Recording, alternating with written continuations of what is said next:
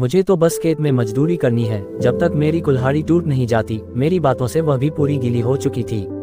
वह मुझे कसकर पकड़ लेती है, फिर मैं अपनी कुल्हाड़ी निकालता हूँ और उसके खेत में मजदूरी करना शुरू कर देता हूँ। दोस्तों, कहानी बड़ी ही दिलचस्प है। कहानी एंजॉय करने के लिए अंत तक सुने और मेरे चैनल पर पहली बार आए हैं तो चैनल सब्सक्राइब करें। कहानी अच्छी लगे तो लाइक और कमेंट करना ना भूले।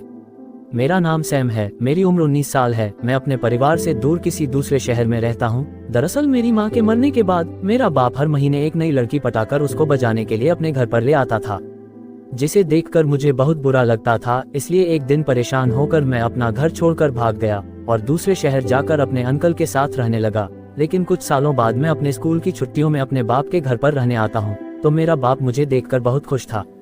तभी मैं उसे कहता हूँ कि अंदर कोई लड़की तो नहीं है, क्योंकि मुझे पता है कि आपको बस दिन रात गुलाबी चाहिए होती है। बाप कहता है कि बेटा अंदर कोई नहीं है। मैं अपने कमरे में चला आता हूँ। मैं खिड़की पर खड़ा था।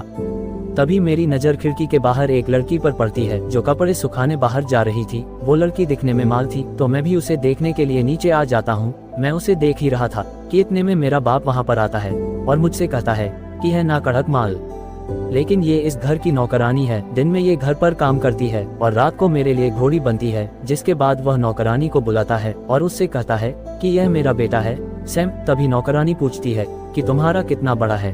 मैं कहता हूँ कि होगा करीब 8 इंच का। वो कहती है कि यह तो बहुत अच्छी बात है।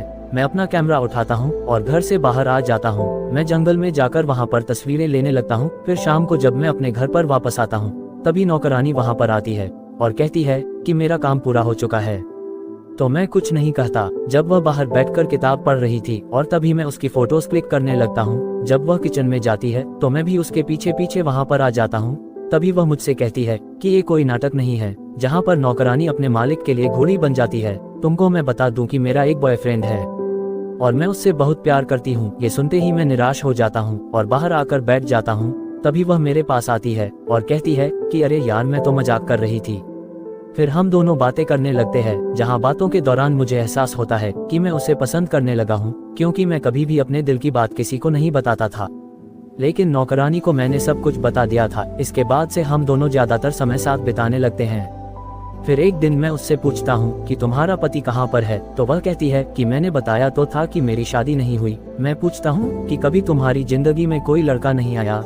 ये सुनकर वह उदास हो जाती है और कहती है कि जब मैं 16 साल की थी तब मुझे एक लड़के से प्यार हो गया था और फिर उसने मुझे प्रेग्नेंट कर दिया। लेकिन जब मैंने उस लड़के को बताया कि मैं प्रेग्नेंट हूँ तो वह मुझे छोड़कर चला गया, क्योंकि वह बच्चे की जिम्मेदारी नहीं लेना चाहता था। लेकिन मैं अपने बच्चे को मारना नहीं चाहती थी, इसलिए मैं इसे अकेले ही पाल रही हूँ। ये सुनने के बाद मैं उसके करीब आने लगता हूँ। तभी वह मेरी तरफ देखती है और कहती है कि हम दोनों एक जैसे ही हैं। लेकिन तभी मेरा बाप वहाँ पर आ जाता है और कहता है कि मुझे किसी जरूरी काम से 1 हफ्ते के लिए बाहर जाना होगा। वहाँ से आकर मैं तुम्हारे साथ पूरा समय बिताऊंगा।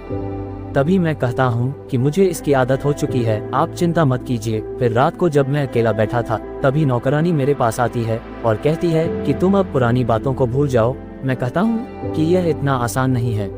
मेरी माँ की मौत के बाद मेरा बाप रोज लड़कियां लाकर उन्हें मेरे सामने बजाता था। इसी वजह से मैं अपने बाप से इतनी नफरत करता हूँ। ये सुनकर वह कहती है कि अब वह बदल चुके हैं, इसलिए तुम्हें भी अब उसे दूसरा मौका देना चाहिए।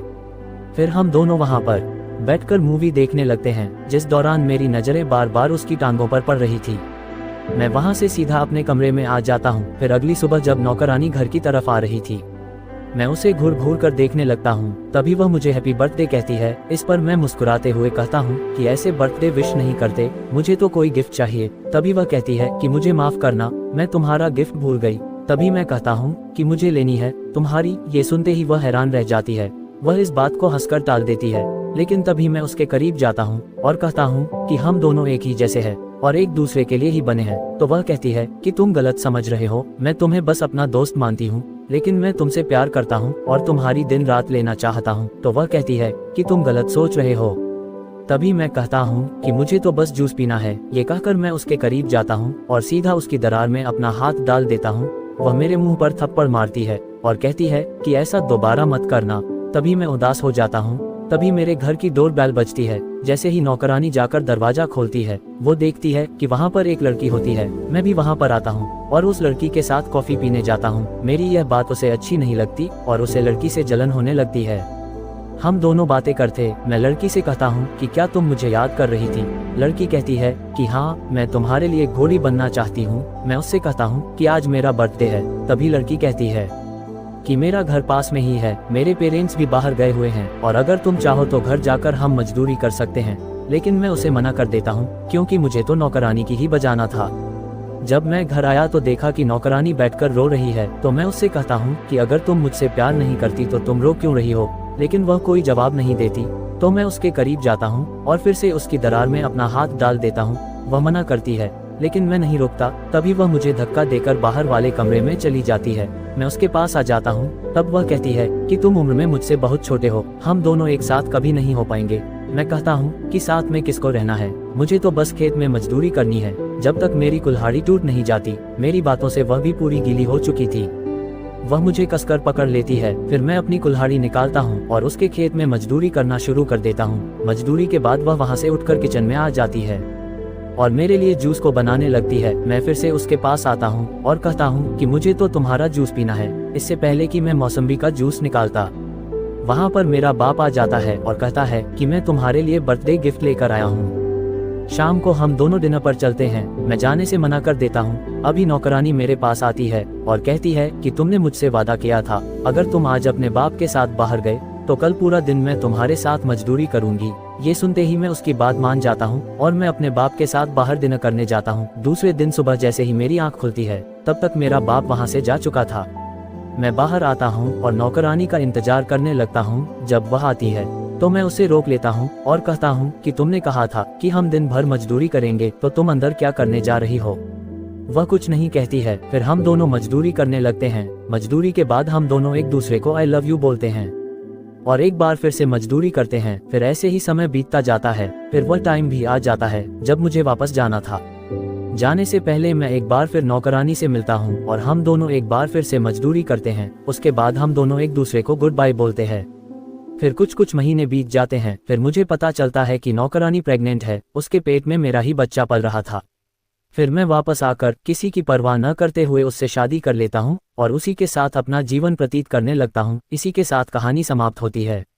दोस्तों, कहानी आपको कैसी लगी कमेंट में जरूर बताएं। मिलते हैं अगली कहानी के साथ, तब तक के लिए नमस्कार।